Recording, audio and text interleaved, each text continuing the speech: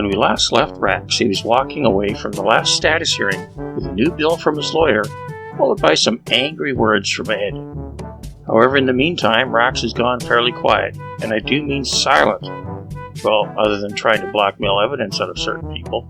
And one thing that cropped up today was again provided by the questionably honorable William Mother Effin' Gloryhole, yet again. It's nothing major, but it still is another clue as to what's going on.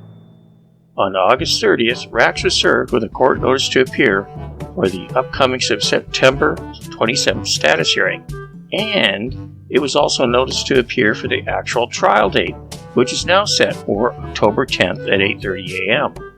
It specifies Raxx has to appear in person on both dates, and that's fairly standard with violent crimes and with people out on bond with any conditions. Usually it means a person goes to court, sits around and says, yes, that's me, and not much else if they have a lawyer for a status hearing.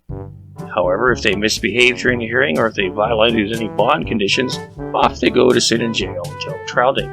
So this could be interesting if there are bond conditions.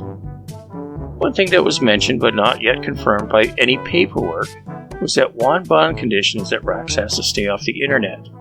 It may actually have been a no contact order, which is fairly common. These are basically separating the people so they don't start things up again.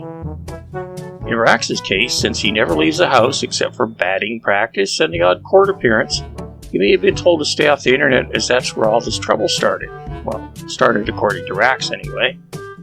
So if Raxx violated any conditions, the bond could be revoked and off Raxx goes to jail until someone else pays his bail or until the trial date. Can we realistically expect this to happen? Probably not. The judge would have to be in a pretty crappy mood. Now for the elephant in the room, the trial date. The trial is not mentioned in the court records as of making this video. I assume just because of the Labor Day weekend, or perhaps because it actually involved Raxx, and therefore no one at the courthouse could be bothered to add it in. You decide. And again, this actually tells us things by not telling us things. First, there is still no deal being offered by the prosecutor. That in itself is just an extremely rare thing in a misdemeanor case. They always, and I do mean always, try to plead out and get rid of these small cases to clear up the court's time and schedule. The court and prosecutor clears the case, freeing up court time, and the defendant usually gets off with less than he would have if he had fought it. Usually it's a win-win all around. Usually. So you can still read it into it. That kind of means the prosecutor still believes he has a pretty strong case, and more importantly appears to have the desire to push this through to a trial conclusion. He has several witnesses. He has several videos from several distinct locations and from different directions, showing the assault positions from start to end. And then you even have old Raxx self-snitching on himself in a car ride of shame to jail. And Raxx does have a prior violent criminal conviction, which earned him 30 days suspended sentence, with it being suspended if he passed an anger management class, which of course he didn't complete.